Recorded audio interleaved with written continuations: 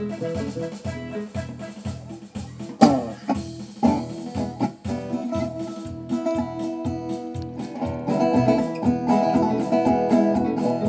Tatang ay veterano ng kutsero, maghapong ang kasama ay kabayo.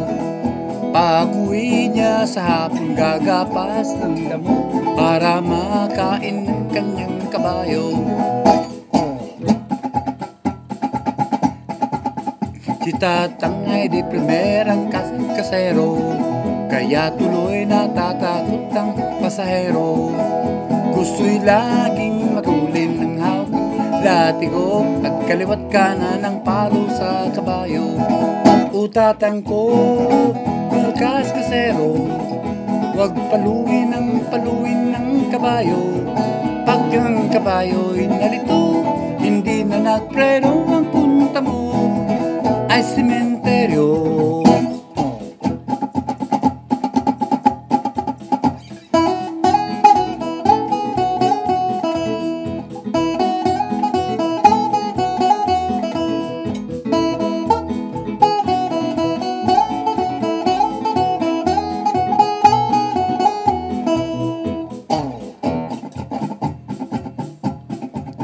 Si Tatang sobrang tigas ng ulo, di maawat sa pagiging kasero. Gusto'y laging matulin ng takbo ng kabayo, dapat sa kanya ay driver ng bumbero.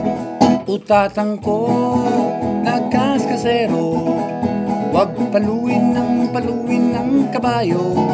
Pag ang kabayo'y nalito, hindi na nagpreno, ang punta mo ay sementeryo.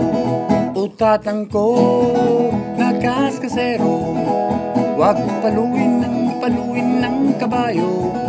Pag ang kabayo'y nalito, hindi na nagpreno, ang punta mo ay sementeryo.